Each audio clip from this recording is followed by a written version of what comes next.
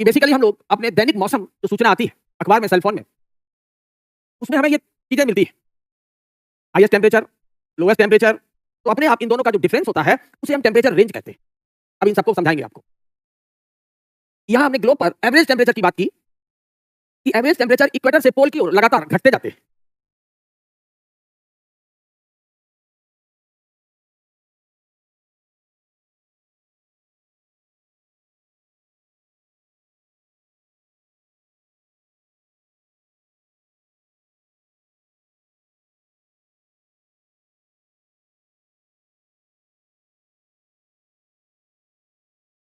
दोनों की ओर average temperature यहाँ कम और यहाँ ज्यादा होते हैं, लेकिन हाईएस्ट टेम्परेचर की बात अलग हो सकती है। तो जरा इन चीजों को हम लोग समझें। हमने कहा कि हाईएस्ट टेम्परेचर, तो दिन का हाईएस्ट टेम्परेचर, इन्हें हम डेली रिपोर्ट भी कह सकते हैं। और डेली को, दिन रात को हम लोग किस नाम से जानते हैं? डायरनल, यानी कि दैनिक। एक समय सीमा हो गई 24 घंटा, दिन और रात। इसके बाद हम दूसरी समय सीमा ले लें, मंथ, महीने का हाईएस्ट टेम्परेचर, तो साल का यानी एनुअल। हमें 3 तरह की रीडिंग मिल सकती है, और जो रोज हमें रीडिंग मिलती है वो ये होती है। एक दिन का सबसे ऊंचा तापमान, तो यहां 2 तापमान हमें मिलेंगे।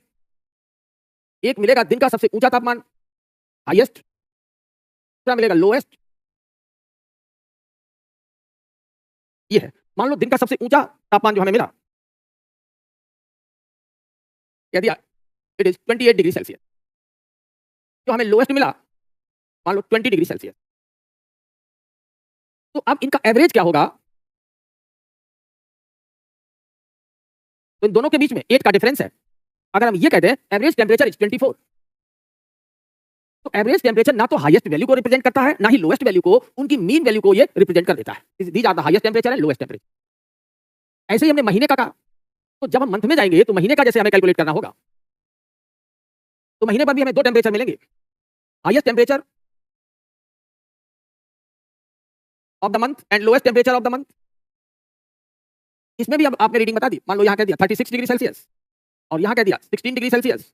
तो अब एवरेज टेम्परेचर कितना होगा आप लोग कैलकुलेट कर लेंगे। This is 26 degree Celsius.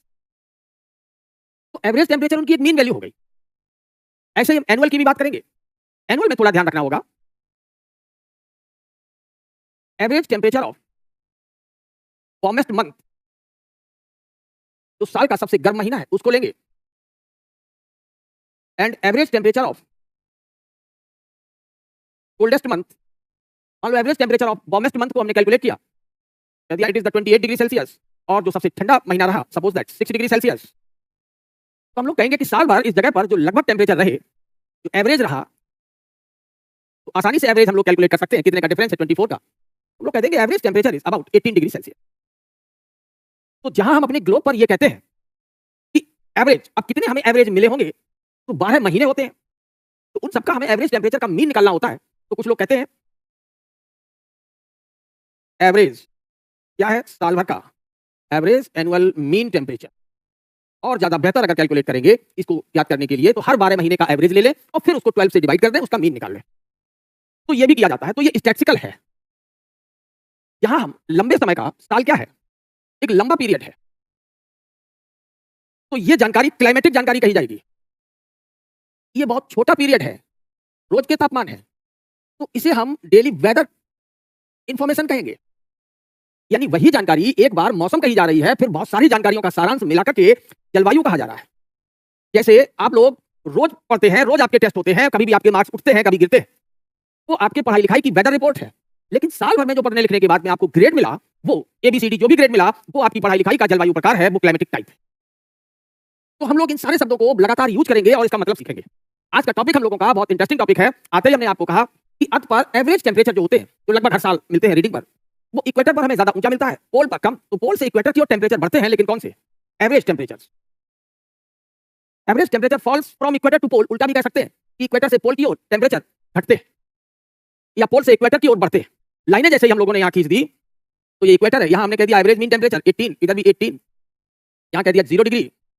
तो सिंपल सा हम लोगों ने कहा कि पोल पर 18 से ज्यादा, सॉरी, इक्वेटर पर 18 से ज्यादा होगा और पोलर रीजन में 0 से कम होगा। ये सिंपल डायग्राम हमें ये बताते हैं। और पूरे ग्लोब पर इस तरीके से टेम्परेचर ये क्या है, एक और ज्यादा और दूसरी ओर कम है। इन सबको कौन कौन प्रभावित करता है, कैसे ये बदलते हैं, ये पढ़ना है। आप सब लोगों को साउंड मिल रही है? हाँ, गुड मॉर्निंग एवरीवन। कोई साउंड इशू तो नहीं है? ओके, तो हम लोग अब आगे पढ़ाई शुरू करते हैं। तो सरफेस टेम्परेचर वास्तव में किस पे डिपेंड करता है? तो यहां लिख लें फैक्टर्स। कौन से factors influencing the surface temperature of earth? ये सब पृथ्वी के बारे में ही है। कौन कौन से हैं ये टेम्परेचर को इन्फ्लुएंस करने वाले फैक्टर? फर्स्ट वन हम लोग लिखेंगे लैटिट्यूड, इसे अक्षांश कहा जाता है। Second altitude, third oceanic current, fourth vegetation density. हम लोगों ने यहाँ चार बड़े फैक्टर्स ले लिए जो अर्थ सरफेस पर टेम्परेचर को प्रभावित करते हैं। तो हम लोग अब एक एक करके इनकी स्टडी करेंगे। यहाँ सिंपल सा अगर फार्मूला के फॉर्म में लिखना चाहे तो जो सरफेस टेम्परेचर है S T, they are inversely proportional to the latitudinal degree. किसी जगह का जो सतह का तापमान होगा तो उसके अक्षांश के विपरीत होगा। अगर अक्षांश ज्यादा ऊंचा है तो सरफेस टेम्परेचर नीचा है। ऐसे ही एल्टीट्यूड को सी लेवल से हाइट कहा जाता है। तो जो सरफेस टेम्परेचर होते हैं, तो जहां ऊंचा ज्यादा है, पहाड़ ज्यादा ऊंचे होते हैं, तो वहां पर टेम्परेचर कम होते हैं। ये प्रीलिम्स के लिए सिंपल छोटे छोटे पॉइंट्स के रूप में हम लोग लिखते चलेंगे। ओशनिक करंट्स हमारी दो तरीके की होती है, warm current and cold current. अगर वार्म करंट होगी तो टेम्परेचर बढ़ जाएगा, प्लस टी हो जाएगा, टेम्परेचर में राइज होगी। और कोल्ड करंट होगी तो वहां टेम्परेचर घट जाएगा। वेजिटेशन डेंसिटी जितनी ज्यादा होगी, एवरेज टेम्परेचर को ये इन्फ्लुएंस करती है। एवरेज टेम्परेचर जो होते हैं वो वेजिटेशन के पेड़ पौधे जितने घने होंगे, एवरेज टेम्परेचर अच्छा रहेगा। क्योंकि ना तो यहाँ टेम्परेचर बहुत ऊपर जाते हैं और ना टेम्परेचर बहुत नीचे जाते हैं। तो इस तरीके से ये चार बड़े फैक्टर हैं जो अर्थ सरफेस पर टेम्परेचर को इन्फ्लुएंस करते हैं। अब हम लोग जरा पहले वाले को समझने की कोशिश करते हैं। नाउ फर्स्ट वन,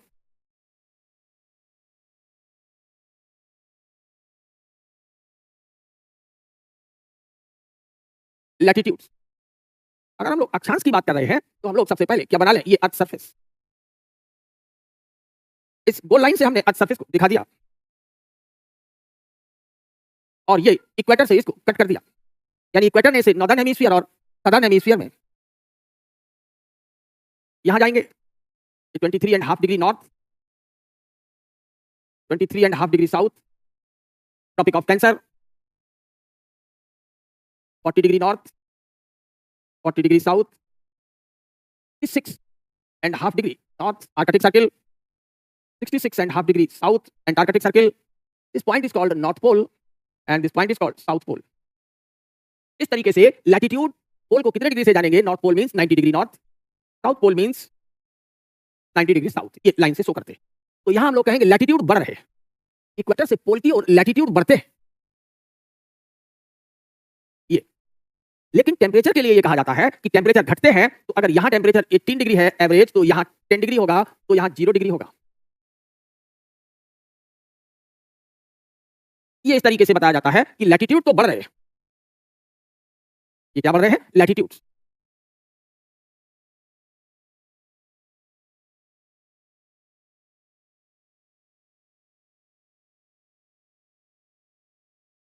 ये हो गया।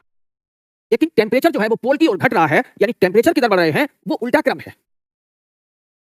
टेम्परेचर पोल से इक्वेटर की ओर बढ़ते हैं। तो ये इधर हम लोगों ने क्या लिखा? ये लैटिट्यूड्स हैं। तो ये क्या है? टेम्परेचर है।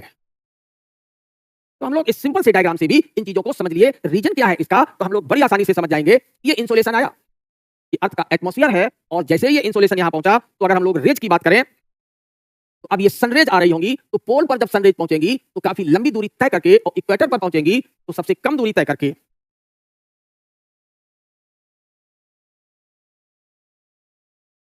और जितनी ज्यादा डिस्टेंस इन्हें तय करनी पड़ेगी रास्ते में, एटमॉस्फेयर में, उतना लॉस होगा। क्योंकि ये लाइन क्या है? इस लाइन को हम लोग कहते हैं टॉप ऑफ द एटमॉस्फेयर। यहीं पर आकर के इंसोलेशन गिरता है।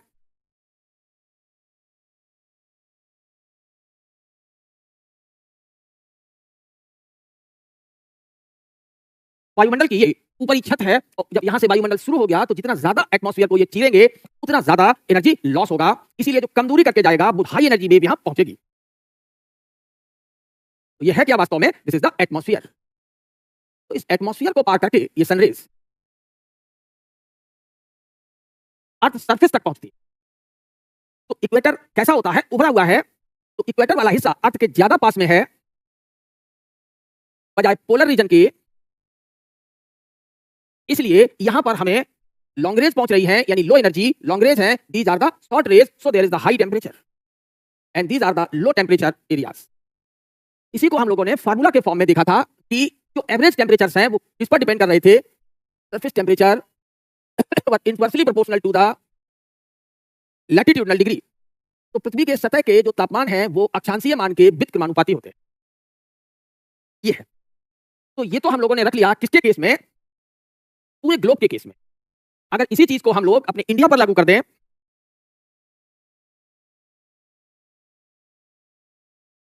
ये आपने ये इंडिया का ऐसे एक रफ मैप बना लिया।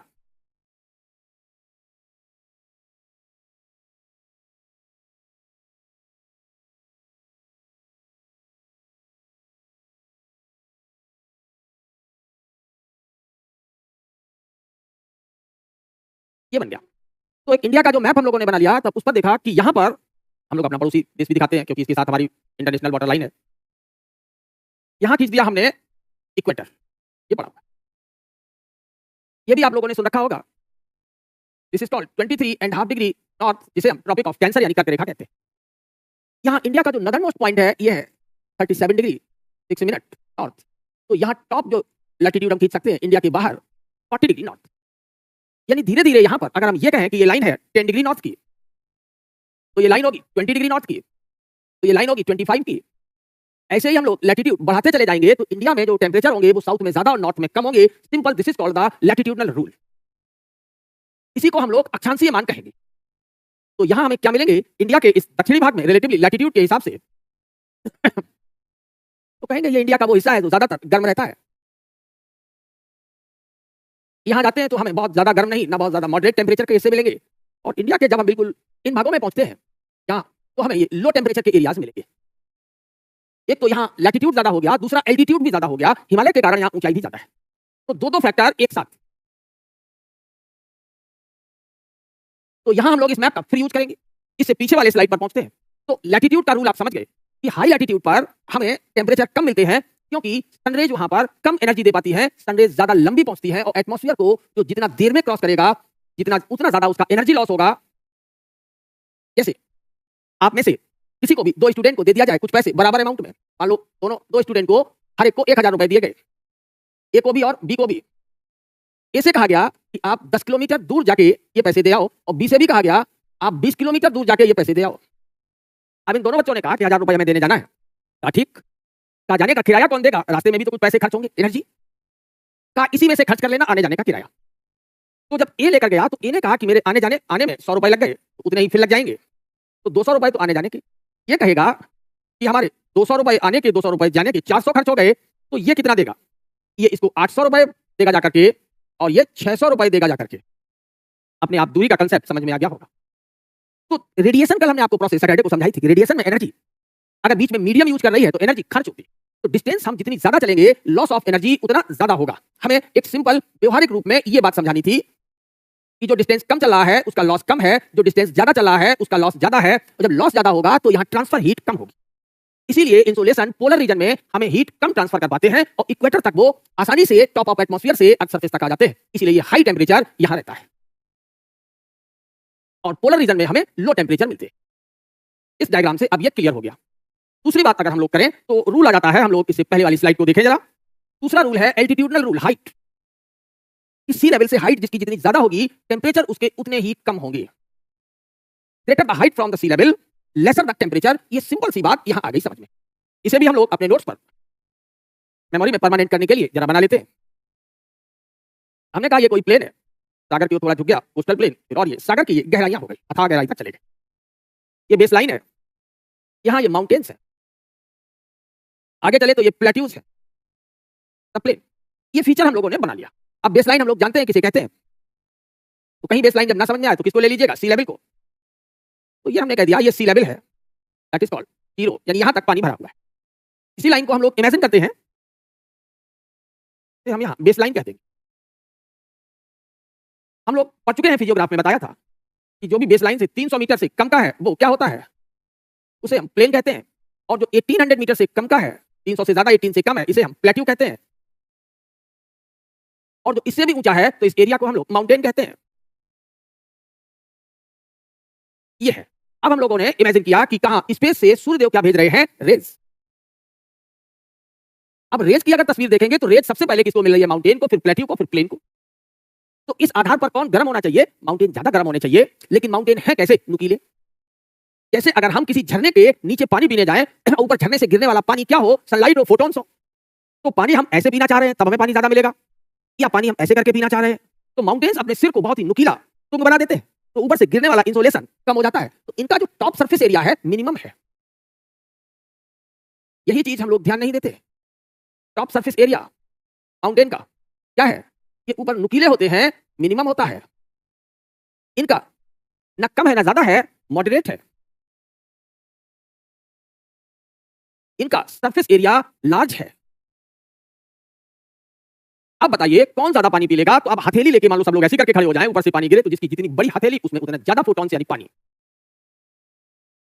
सुशांत कुमार आपने हीट बजट को अब आके पूछा है और बिल्कुल गलत शब्द लिखा है, सर हीट बजट जितना रिसीव करता उतना ही रिफ्लेक्ट करता है। रिफ्लेक्ट शब्द अलग होता है।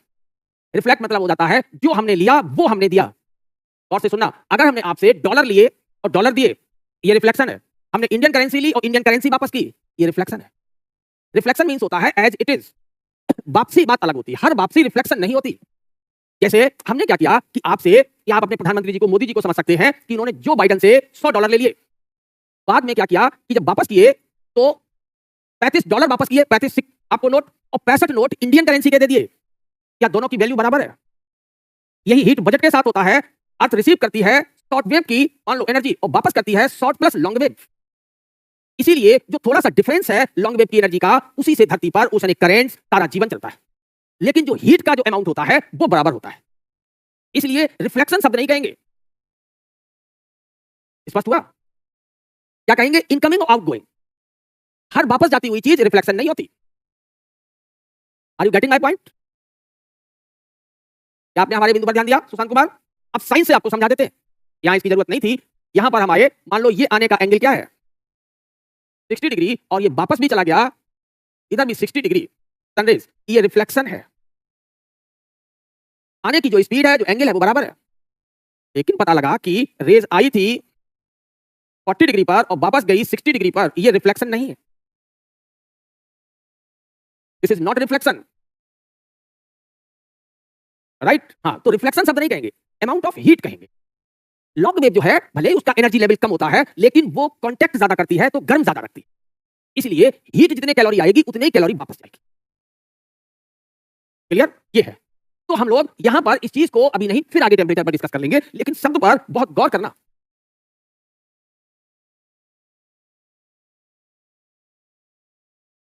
हम लोग यहां बात कर रहे थे कि ऊंचाई बढ़ रही है तो सरफेस एरिया घट रहे हैं, और सरफेस एरिया घटने से मिलने वाला इंसोलेशन कम हो रहा है तो टेम्परेचर गिरते जाते हैं।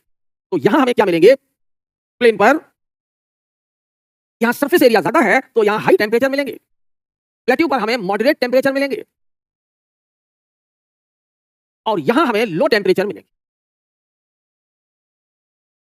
बस इतना याद रखना है।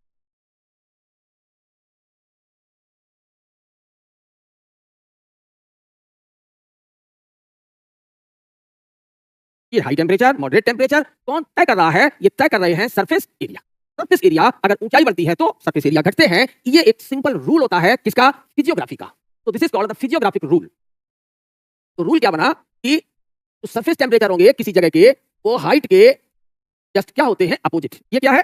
बेस लेवल से हाइट है। प्लेन की हाइट सबसे कम है तो सरफेस एरिया ज्यादा है। यहाँ इसकी हाइट ना बहुत कम है ना बहुत ज्यादा है, हाइट है। इनकी हाइट बहुत ज्यादा है तो सरफेस एरिया उतने ही कम है। अपने आप डायग्राम से आपको समझ में आ जाएगा।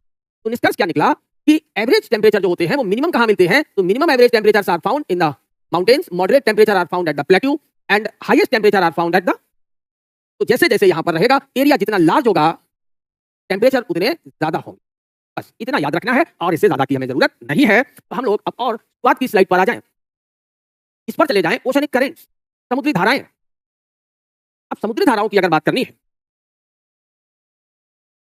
तो थोड़ा ओशन को समझना पड़ेगा। कोई भी ओशन हम लोग ले लेते हैं, चलिए अटलांटिक को ले लेते हैं।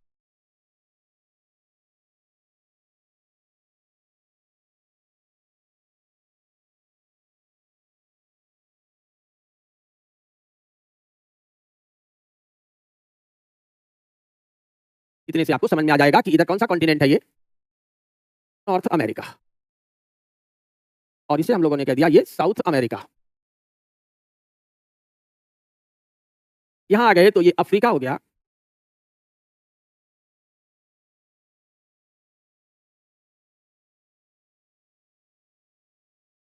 इससे आगे बढ़ जाएंगे तो ये यूरोप का हिस्सा हो जाएगा।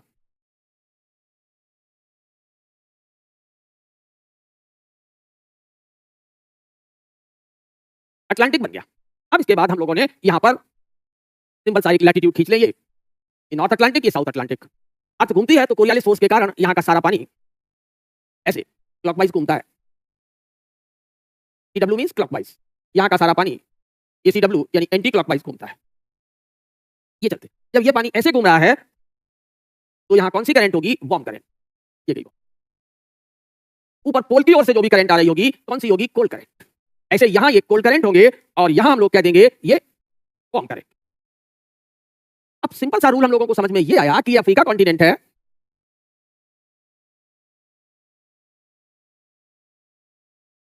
ये अफ्रीका कॉन्टिनेंट का ईस्ट कोस्ट है, तो ये कॉन्टिनेंट का वेस्ट कोस्ट है, ये वेस्ट होगा। अफ्रीका का ये इधर ईस्ट होगा, यहाँ ईस्ट इधर वेस्ट, ईस्ट वेस्ट। ऐसे ये इसका ईस्ट है, ये इधर इसका वेस्ट है, इस कॉन्टिनेंट का ये ईस्ट है तो ये वेस्ट है। अब रूल ये निकला कि कॉन्टिनेंट के वेस्ट कोस्ट पर कोल्ड करंट और ईस्ट कोस्ट पर वार्म करंट, इतना याद रहे। चलिए तो यहाँ रूल हम लोग से बना लेते हैं। तो यहाँ अगर हम लोग करंट दिखाना चाहें तो ये कौन सा वेस्ट कोस्ट है तो यहाँ कौन सी करंट होगी, अपने आप समझ गए होंगे, कोल्ड करंट होगी। यहाँ भी वेस्ट कोस्ट है तो कोल्ड करंट होगी। अब जहां जहां पर ईस्ट कोस्ट होंगे, ये ईस्ट कोस्ट है तो कोल्ड करंट होगी। तो ओशनिक करंट किस हिसाब से इसे इन्फ्लुएंस करती है, तो महासागरीय जो धाराएं होती हैं वो दो प्रकार की है। यही अभी हमने आपको वहां शॉर्ट फॉर्म में लिखाया था। महासागरीय धाराएं हमें दो तरह की मिलती हैं। We have two types of oceanic currents, warm and cold, गर्म और ठंडी। तो जो गर्म धाराएं हैं वो कहां मिल रही है हमें, एक तो इक्वेटर पर, कोई इशू नहीं, और कहां मिल रही है, east coast of the continent, महाद्वीपों के पूर्वी तट पर, ईस्ट कोस्ट। कहां, वेस्ट कोस्ट। अब हम लोगों ने रूल क्या पढ़ा था कि वार्म करंट क्या करेगी, वहां ले जाके भाप भर देगी। जैसे इस समय हम लोगों के यहाँ क्या है, एयर में भाप भरी हुई है, देखा होगा। और एयर में जब भाप भरी हुई है तो आप जब अपने सेलफोन या अखबार में देखते हैं तो कहते हैं लोएस्ट टेम्परेचर रात में 26 डिग्री और दिन में 32 डिग्री। एवरेज टेम्परेचर कितना है, 28 degree, but it feels like the 36 degree Celsius. अगस्त के महीने में बैठे हुए रोज सुनते हैं।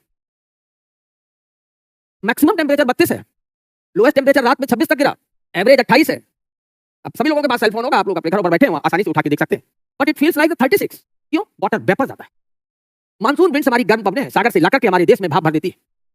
ये सभी गर्म करंट्स हैं, यहाँ आसपास के एरिया में भाप भर देगी। भाप भरने से जल्दी से एयर ठंडी नहीं होती तो एवरेज टेम्परेचर उठ जाते हैं। तो वार्म करंट क्या करती है, warm current always elevates the temperature, cold current always depress the temperature. कहने का अर्थ सीधा हो गया कि ईस्ट कोस्ट पर एवरेज टेम्परेचर जो होने चाहिए लैटिट्यूड के हिसाब से उससे ऊपर उठ जाते हैं। एवरेज टेम्परेचर गोज अप, ऊपर चला गया because of warm current. Average temperature falls down, average temperature नीचे गिर गया बिकॉज ऑफ कोल्ड करंट। ये हो गए हम लोगों को। अब ये चीज हमेशा याद रहेगी। अभी और इसे हम आपके लिए पुख्ता कर देते हैं। वो क्या, कोल्ड करंट का ब्रैकेट। हमने कहा कि हम टेम्परेचर लाइन कोई ले लेते हैं तो लैटिट्यूड खींच लें, ज्यादा अच्छा रहेगा। क्योंकि लैटिट्यूड पर हमने ये कहा था, इस वाले गोले पर आ जाएं। मान लो ये कर्क रेखा है, ये ट्रॉपिक ऑफ कैंसर है, ये ट्रॉपिक ऑफ कैप्रिकॉर्न है। ट्रॉपिक ऑफ कैंसर पर हमें कितना टेम्परेचर मिलता है, एवरेज 18 डिग्री सेल्सियस। इतना ही हमें ट्रॉपिक ऑफ कैप्रिकॉर्न पर भी मिलेगा। हम इसी ट्रॉपिक ऑफ कैंसर और कैप्रिकॉर्न को पकड़ लेते हैं, अभी हमारा रूल समझ में आ जाएगा। चलो आ गए। हम लोगों को पता है ये लाइन ऐसे अफ्रीका की नॉर्दर्न अफ्रीका के बीच से गुजरी, its name is tropic of cancer, इसे हम कर्क रेखा कहते हैं। ऐसे ही अगर हम लोग यहाँ जाएं तो यहाँ से भी गुजरता है, इसे हम ट्रॉपिक ऑफ कैप्रिकॉर्न यानी मकर रेखा कहते हैं। हाँ, बिल्कुल सही, सोनू को समझ में आया कि अभी सोनू थोड़ा और रुकिए, अभी हम विंड डायरेक्शन पर और आ जाए, तब आपको और बंगाल और गुजरात के मौसम का अंतर समझ में आ जाएगा।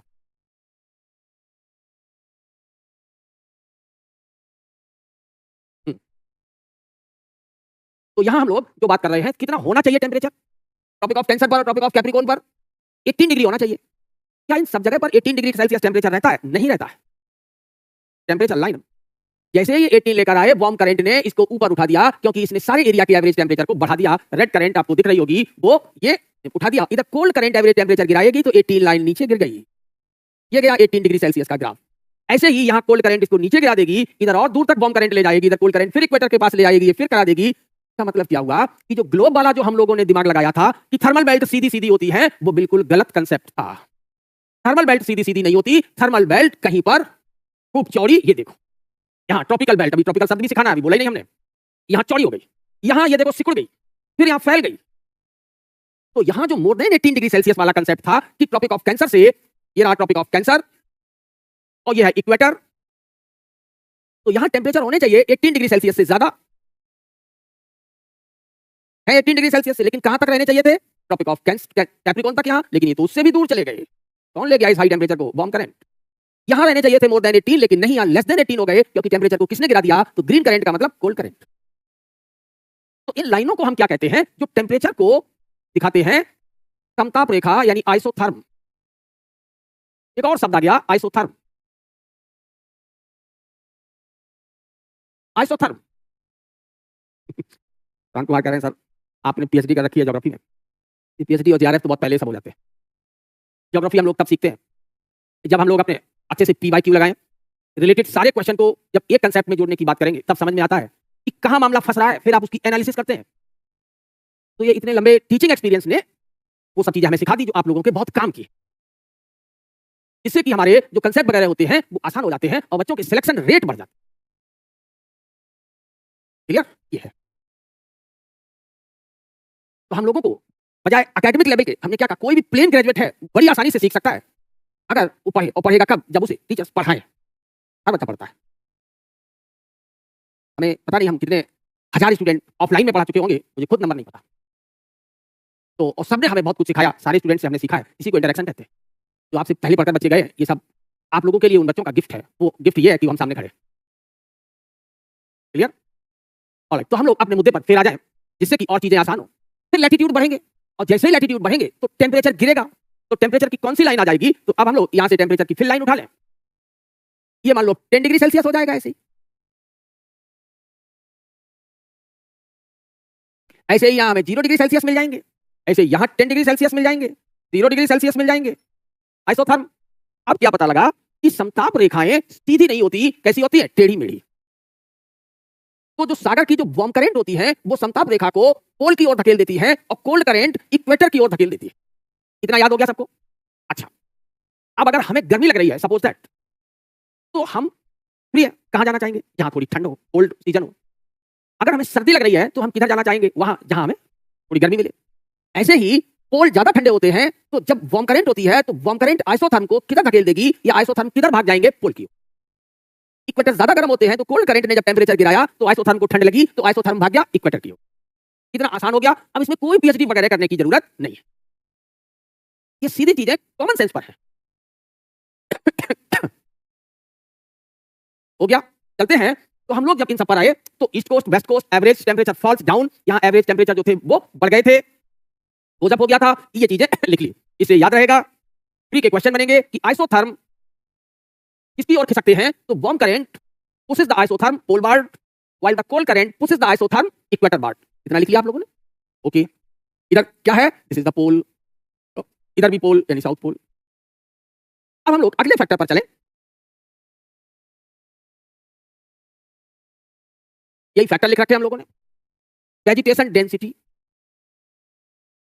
हाँ, आधार यही है। Very good Sushant. ITC jet का जो खिसकाव है वो पूर्वी तटों पर ज्यादा होता है, हमें महाद्वीपों की मिलता है क्योंकि वहां वार्म करंट है, और आईटीसी जेट वहीं मिलते हैं जहां एवरेज टेम्परेचर 18 से ज्यादा होते हैं। बिल्कुल करेक्ट, आप लोगों ने सब पढ़ा हुआ है। और अगर कभी भी कुछ थोड़ा बहुत भी ज्योग्राफी आपने पढ़ी हुई है और उसके बाद अगर आपको कोई एक भी क्लास उस चैप्टर पर हमारी मिल जाती है तो आपके वो सारे कंसेप्ट कनेक्ट होते चले और उस टॉपिक पर मिल गई तब तो फिर कोई आपको झंझट ही नहीं रहेगा। इसलिए आप लोगों से हमने कहा है कि आप क्लास मिस मत करिए, केवल क्लास करिए और इंस्टीट्यूट के नोट्स पढ़िए, आपके लिए कहीं कोई दिक्कत नहीं आएगी। और एक बहुत ही साइंटिफिक और क्वालिटी क्लास चलनी चाहिए हमेशा, जिसमें कि टाइम हम लोगों के कतई खराब ना हो, समझने में जितना समय लग जाए, दैट इज क्वालिटी टीचिंग। केवल लिखने में हम अगर लगे रहते हैं तब गड़बड़ हो जाए। चलते हैं हम लोग, तो अब हम लोग वेजिटेशन डेंसिटी पर आ जाते हैं। अभी वनस्पति सघनता आपको दिखाते हैं। क्या है वनस्पति सघनता? ये भी बहुत आसान सा कंसेप्ट है। चलिए हम लोग थोड़ा इमेजिन कर लें। ये अर्थ सरफेस है, बड़ा बनाने की जरूरत नहीं है, हटा देते हैं तो ज्यादा ही हट गया। तो यहां देखते हैं, ये अर्थ सरफेस है, मान लिया। यहां पर हमने पेड़ पौधे ज्यादा लगा रखे हैं, घने पेड़ पौधे। यहाँ एक आध वृक्ष है, कुछ घास पास है, यहाँ केवल घास वगैरह है, यहाँ बहुत कम है। तो इसे हम कहेंगे डेंस वेजिटेशन। ये डेंस वेजिटेशन है। ये मॉडरेट जैसा है, मीडियम है। ये यहाँ रेयर वेजिटेशन है, विरल वनस्पतियां हैं, सघन वनस्पतियां हैं। अब वनस्पतियां क्या करती हैं, अपने आप के जीवन यापन के लिए सूर्य की धूप वगैरह का ज्यादा असर ना पड़े तो ये ट्रांसपायरेशन करते हैं। तब सुना होगा, भाप छोड़ते रहते हैं। ट्रांसपायरेशन से वाटर वेपर रिलीज होती है एयर में। तो जहां जितने ज्यादा वेजिटेशन डेंस होगा वहां पर वाटर वेपर भी उतनी ज्यादा होगी। तो dense vegetation release large amount of water vapour. Rare vegetation release small amount of water vapour.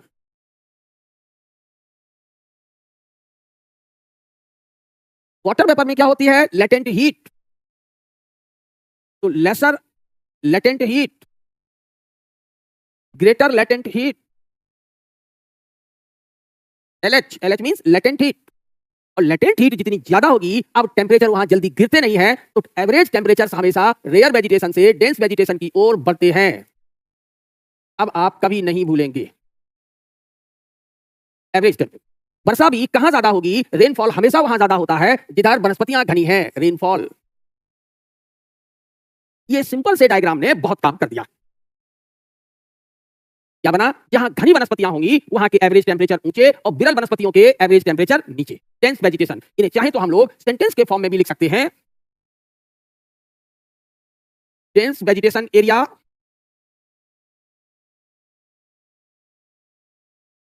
Means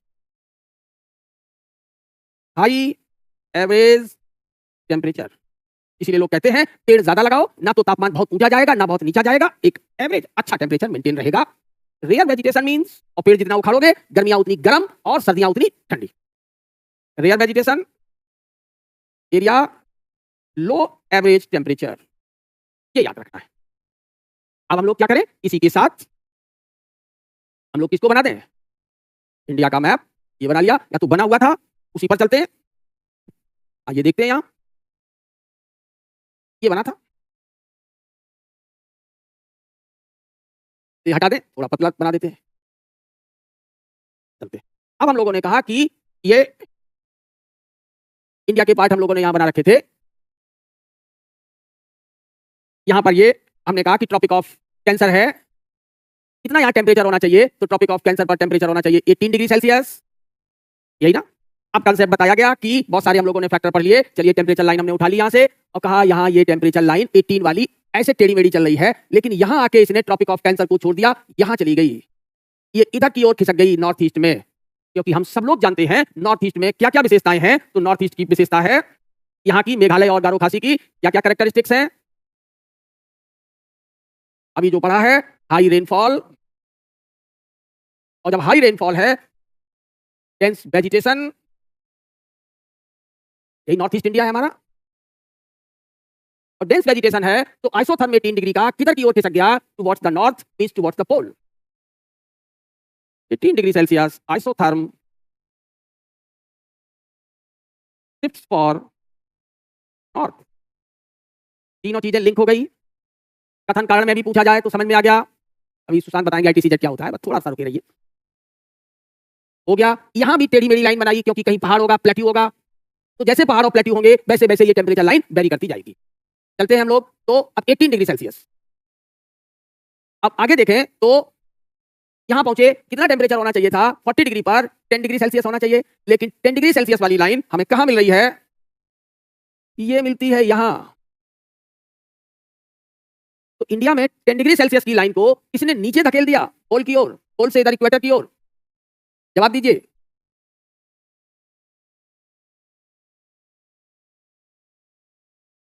यहां पर ये 10 डिग्री सेल्सियस यहां 40 पर होना चाहिए था, इंडिया के बाहर।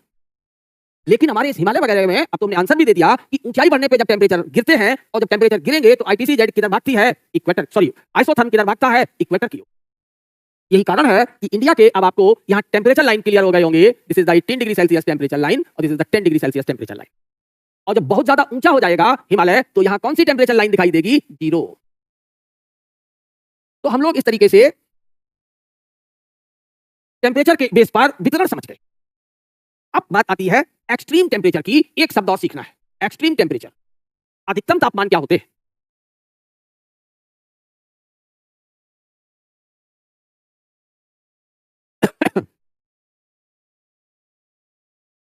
एक्सट्रीम टेम्परेचर शब्द होते हैं,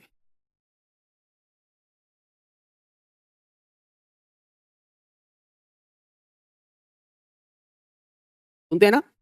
इतना गर्म पड़ा, इतना गर्म हुआ जो कभी नहीं गर्म हुआ था, 40 साल का रिकॉर्ड टूट गया, 30 साल का रिकॉर्ड टूट गया, ऐसे लोग बात करते हैं। तो एक्सट्रीम टेम्परेचर दो हो जाते हैं, कौन कौन? एक वो एक्सट्रीम टेम्परेचर कहा जाता है जो एबनॉर्मली हाई है, और एक वो जो एबनॉर्मली लो है।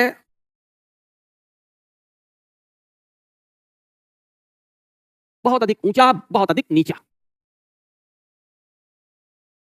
एक शब्द हमने आपको क्या बताया, इससे भी हम लोग परिचित रहे, टेम्परेचर रेंज। आप परास नाम सुना होगा हिंदी में।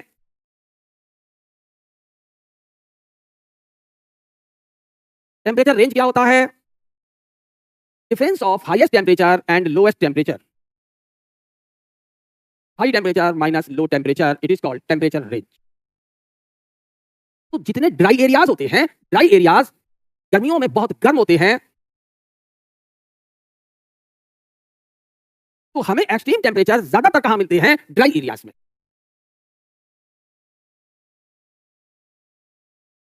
Dry areas get extremely heat up in summer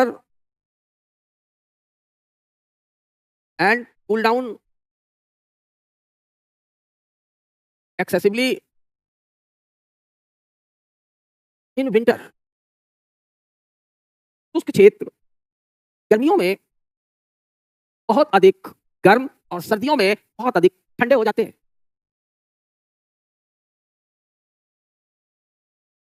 They experience thus dry areas experience temperature extreme।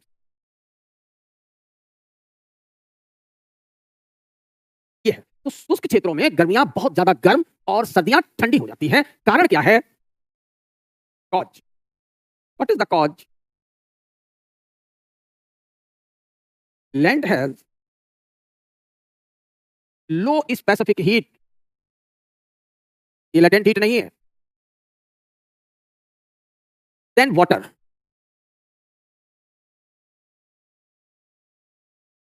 स्थल का जो स्पेसिफिक हीट होता है, स्पेसिफिक हीट का मतलब वो amount of heat, temperature gradient इसे नहीं कहेंगे, हमें टेम्परेचर ग्रेडियंट तब कहेंगे जब हम हाई टेम्परेचर लो टेम्परेचर को डिस्टेंस से डिवाइड करेंगे। तो land has low specific heat than water. Water के पास लेटेंट हीट ज्यादा होती है और स्पेसिफिक हीट भी ज्यादा होती है, और लैंड के पास स्पेसिफिक हीट कम है, तो थोड़ी सी भी हीट दे दो, लैंड जल्दी गर्म तो जल्दी ठंडी हो जाती है। जो है एक और इसी के साथ है, ड्राई लैंड हैज, अब यहां वाटर वेपर, वाटर और कम होगा तो वाटर की हाई स्पेसिफिक हीट होती है, और वाटर जहां जहां कम होगा वहां स्पेसिफिक हीट और कम होगी। Dry land has low specific heat than moist land. तो अगर नमी वाली भूमि है तो उसमें जल्दी बहुत एक्सट्रीम टेम्परेचर नहीं बढ़ पाएंगे, और ना तो लू का जल्दी से असर होगा, पानी भरा है खेतों में, तो फिर फॉग और फ्रॉस्ट का भी असर नहीं होता फसल पर अगर मिट्टी में मॉइस्चर है। तो क्योंकि जो ड्राईलैंड है, अगर खेत सूखा है तो उसकी स्पेसिफिक हीट बहुत कम होती है, तो टेम्परेचर हीट गिरने से वो टेम्परेचर तेजी से बढ़ते हैं और हीट जाने से टेम्परेचर तेजी से गिरते हैं। कहते हैं ना कि उनको जैसे ही पैसा मिला, उनकी स्पेसिफिक हीट कम थी, नहीं बर्दाश्त कर पाए, तुरंत बाजार पहुंच गए, खर्च कर दिए, ठंडे हो गए, और क्या। अब जिसकी स्पेसिफिक हीट ज्यादा है और उसे 2-4 लाख कहीं पर मिल गए, वो चुपचाप रख लेता है, मुस्कुराता भी नहीं है ढंग से कि लोग जान ना जाए। तो ऐसे लोगों की स्पेसिफिक हीट ज्यादा है, अब आप समझ गए होंगे। और जो थोड़ा सा पैसे की आने की खबर ही सुन ले कि पैसा आ रहा है और खर्च बढ़ा देते हैं अपना, वो ड्राईलैंड की तरह होते हैं।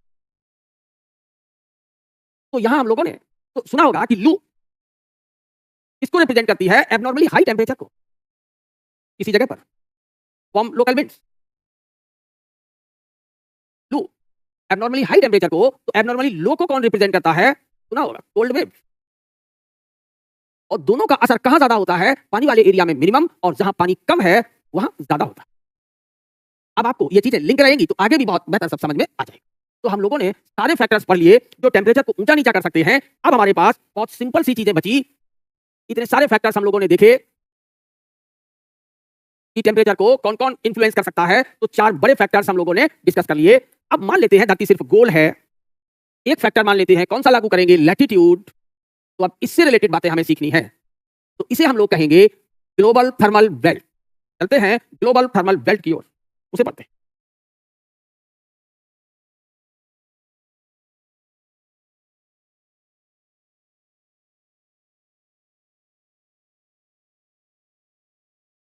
वैश्विक ताप पेटियां, तो ग्लोब बना लेते हैं। ग्लोब बना लिया ग्लोब। अब ग्लोब को हम लोग बांट दें, equator, Tropic of Cancer, Tropic of Capricorn, 40 degree north, 40 degree south, 66 degree north, ये south is the 90 degree south, 90 degree north, थोड़ा कम किया, 66 एंड हाफ नॉर्थ रह गया, 40 नॉर्थ रह गया, ये 23 एंड हाफ नॉर्थ है। सेम हम लोग यहां लिख लेते हैं। ये तो हमारे लैटिट्यूड हो गए। और लैटिट्यूड पर हम लोगों ने देखा था कि लैटिट्यूड की वैल्यू जैसे जैसे बढ़ेगी टेम्परेचर गिरता जाएगा, तो टेम्परेचर फॉल्स, धीरे धीरे टेम्परेचर कम होता जाता है। तो टेम्परेचर कम कहां है? पोल पर, पोल की ओर, और ज्यादा कहां है? इक्वेटर की। ये बना दिया, ये टेम्परेचर के लिए कहेंगे। तो टेम्परेचर इधर बढ़ते हैं तो लैटिट्यूड इधर बढ़ते, तो ये लाइन लैटिट्यूड के लिए हो गई, लैटिट्यूड इधर बढ़ते। तो लैटिट्यूड और टेम्परेचर के बीच हम लोगों ने ये रिलेशन बना लिया। इनके नाम भी लिख सकते हैं, ये क्या है? लैटिट्यूड। लैटिट्यूड बढ़ रहे हैं तो टेम्परेचर घट रहे हैं, अपोजिट होता है।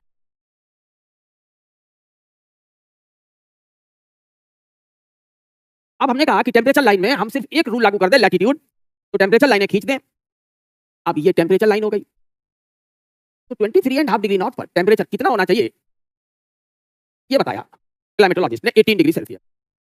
तो कहा 40 डिग्री नॉर्थ पर कितना होगा? 10 डिग्री सेल्सियस। 66 पर कितना होगा? 0 डिग्री सेल्सियस। ऐसे यहां लिख सकते हैं। इस सीधी सीधी लाइनें क्या है? आइसोथर्म है। तो यहां कितना टेम्परेचर होगा? मोर देन 18, मोर देन 18। इसके बीच ये इक्वेटर है, तो इक्वेटर और ट्रॉपिक ऑफ कैंसर के बीच हमेशा, या कैप्रिकॉर्न के बीच, मोर देन 18। यहां कितना होगा? तो ये लाइन 18 की है और ये 10 की है, तो यहां एवरेज टेम्परेचर होंगे 10 to 18। तो यहां 0 to 10, यहां लेस देन 0, यही स्थिति इधर भी लिख देंगे, 10 to 18, 0 to 10, लेस देन 0। अब इनके लिए नाम रखे गए, क्या नाम रखे गए? इसे कहा गया ये गर्म क्षेत्र है, गर्म को हम ट्रॉपिकल कहते हैं, सबसे ज्यादा टेम्परेचर यही है। इक्वेटर के ये दोनों और ट्रॉपिकल हो गया, ट्रॉपिकल को उष्ण कहा जाता है, हिंदी भी लिख दें, हिंदी में ये शब्द बहुत परेशान करते हैं। सबसे कम टेम्परेचर कहां है? पोल पर। इसे हम जमा हुआ क्षेत्र 0 के नीचे यानी फ्रीजेड कहेंगे। जमा हुआ है, जो जमा है वो ठंडा है, शीत है, इसे हम लोग शीत कह देंगे। तो पोल पर हमें क्या मिलेंगे? शीत। इसे उष्ण कटिबंध, इसे शीत कटिबंध कहेंगे। तो इस तरीके से हम लोग सबकी बात करते रहते हैं। अब देखें इसकी वैल्यू क्या है? 66 से ज्यादा है, 90 तक है। इसकी 66 से ना, इसे हाई लैटिट्यूड। ये 0 लैटिट्यूड से शुरू हुआ, 23 एंड हाफ तक है, वैल्यू ज्यादा नहीं है, लो लैटिट्यूड। तो हम लोग अपने ग्लोब को कितने हिसाब में बांट सकते हैं? तो हमारा जो ग्लोब बटा है, आप जरा देखो, लो लैटिट्यूड, मिड लैटिट्यूड,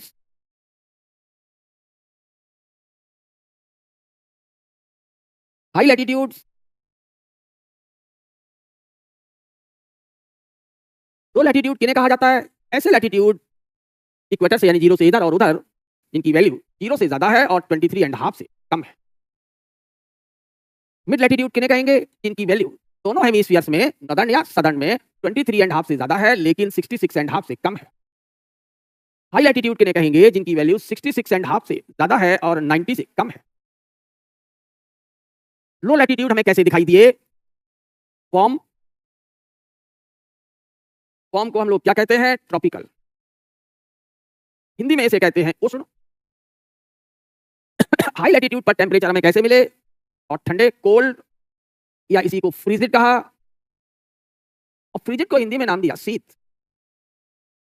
तो ये जो हमारा मिड लैटिट्यूड है इसे हम थोड़ा सा स्पष्ट करके खींचे, यही तो मिड लैटिट्यूड्स हैं हमारे। ये मिड लैटिट्यूड बेल्ट है। तो मिड लैटिट्यूड बेल्ट में इधर पोल की ओर से ठंडी ठंडी हवाएं आएंगी, शीत। तो इधर ट्रॉपिकल की ओर से कैसी हवाएं जाएंगी? गर्म। एक वार्म पहुंचेंगी इधर से इधर। तो मिड लैटिट्यूड में दोनों ओर से, एक ओर से क्या आएगा? शीत, और दूसरी ओर से उष्ण, इसलिए इसके लिए शब्द होता है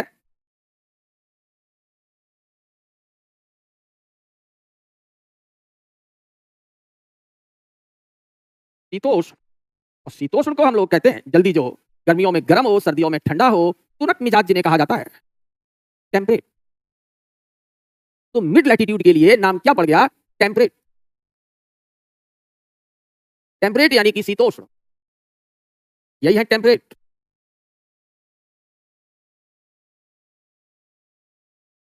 टेम्परेट का वो हिस्सा जो ट्रॉपिकल से सटा होगा कैसा होगा? Relatively warm. तो ये वाला हिस्सा इनका कैसा रहेगा? वार्म। तो ये हिस्सा जो रिलेटिवली पोल से सटा होगा ये कैसा होगा? कोल्ड।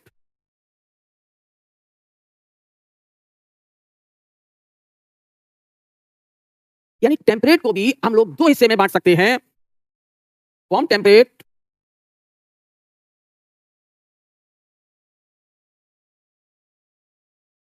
और कोल्ड टेम्परेट।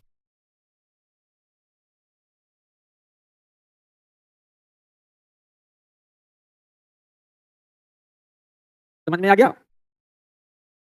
जो वार्म है, जो ट्रॉपिकल है, उसका टेम्परेचर कितना है? जो उष्ण है, इनके टेम्परेचर हमेशा average mean temperature are more than 18 degree Celsius. तो ये टेम्परेचर है कोल्ड है जिसे कहा गया, इनके टेम्परेचर क्या होंगे? Less than 0 degree Celsius. तो जो मिड लैटिट्यूड होंगे वहां पर अपने टेम्परेट के टेम्परेचर क्या होंगे? तो जो टेम्परेट का जो टेम्परेचर होगा वो 0 से तो ज्यादा होगा लेकिन 18 डिग्री से कम होगा, 18 डिग्री सेल्सियस। तो वार्म टेम्परेट क्या होगा? तो वार्म टेम्परेट का जो टेम्परेचर रहेगा वो 10 से ज्यादा होगा लेकिन 18 से कम, और कोल्ड का 0 से ज्यादा होगा लेकिन 10 से कम। क्यों? क्योंकि ट्रॉपिकल के टेम्परेचर होते हैं मोर देन 18, तो वार्म टेम्परेट के टेम्परेचर होंगे less than 18 but more than 10, क्योंकि ये ट्रॉपिकल से सटा हुआ है, तो जो पास में बैठेगा सब ट्रॉपिकल। तो ये इसके टेम्परेचर 0 तक गिरते हैं क्योंकि ये 0 के नीचे नहीं जाते, नीचे जाएंगे पोलर में। क्योंकि ये किसको छूकर बैठा है? पोल को, तो इसे हम कहेंगे सब पोलर। अब हमारे पास कितनी टेम्परेचर बेल्ट हो गई? अब आपको क्लियर हो गया होगा वोकैब से भी कि हमारे पास 4 टेम्परेचर बेल्ट हो गई। We have the 4 temperature belts, A, B, C और डी। ए, बी, सी और D. Tropical, subtropical, subpolar, polar.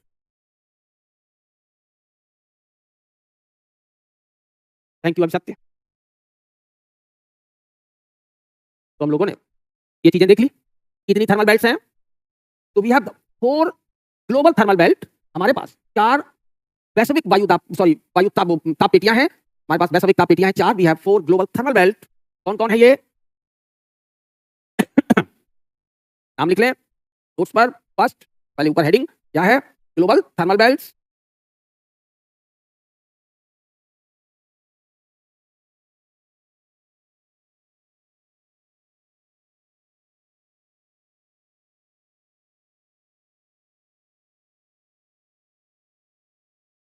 तो ग्लोबल थर्मल बेल्ट में कौन कौन नाम हो गए? नंबर 1 ट्रॉपिकल, नंबर 2 सब ट्रॉपिकल, सब मींस निकट पास में जो ट्रॉपिकल से सटा हुआ है, सब पोलर, और सबसे ठंडा हम सब लोग जानते ही हैं पोलर। यहां हम लोग इसको ऐसे बना लेते हैं,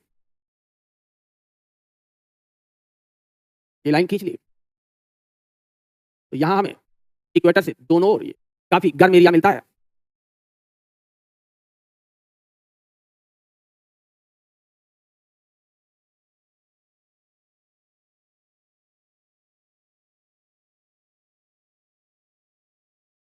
इक्वेटर के दोनों ओर ये बेल्ट आधी आधी रहती है, इसी को हम लोग ट्रॉपिकल बेल्ट कहते हैं।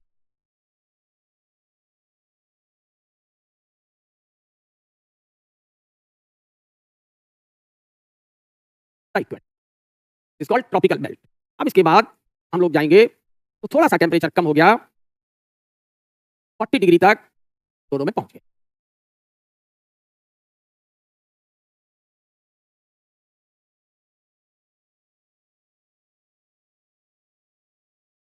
ये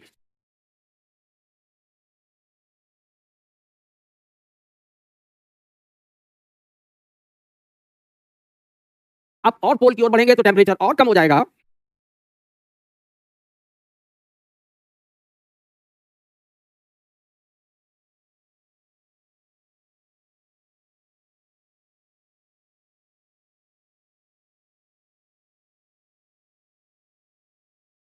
और पोल की ओर बढ़ेंगे तो टेम्परेचर और कम हो जाएगा।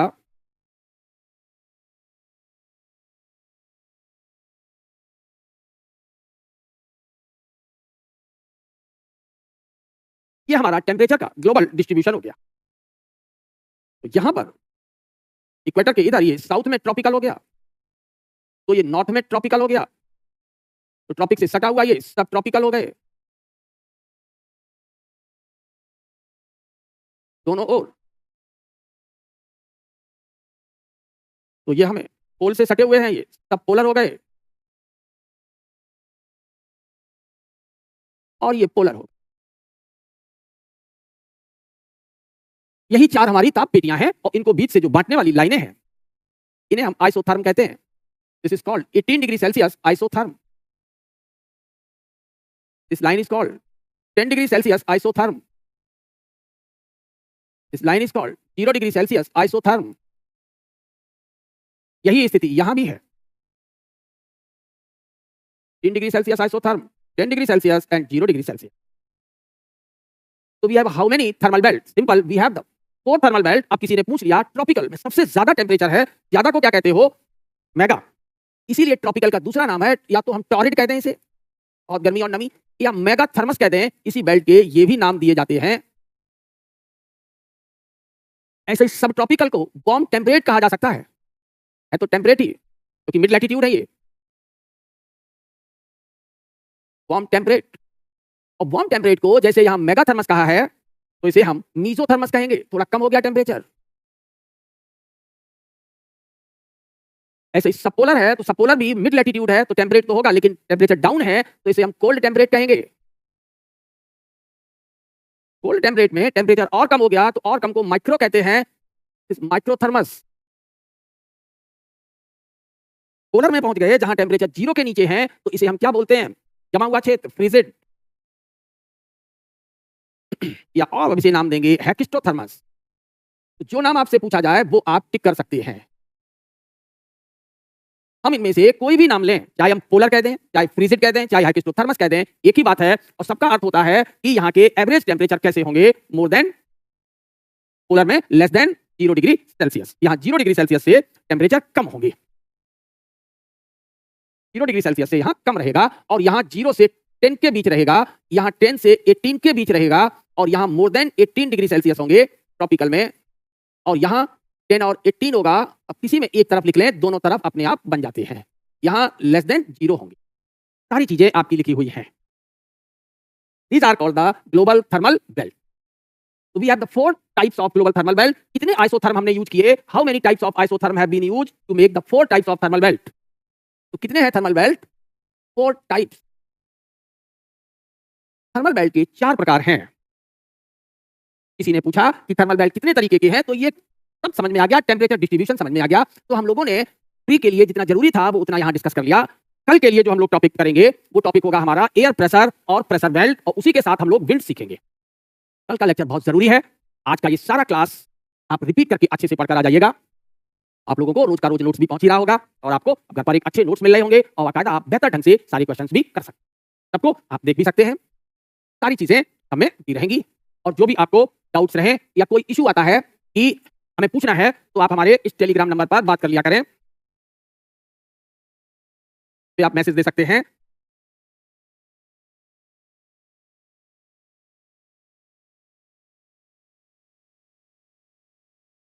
इस पर आप अपने हमसे डाउट भी डिस्कस कर सकते हैं, क्योंकि ऑफलाइन में सारे बच्चे क्लास की बात कर लेते हैं और इसके बाद आप लोगों को ये फैसिलिटी रहती है।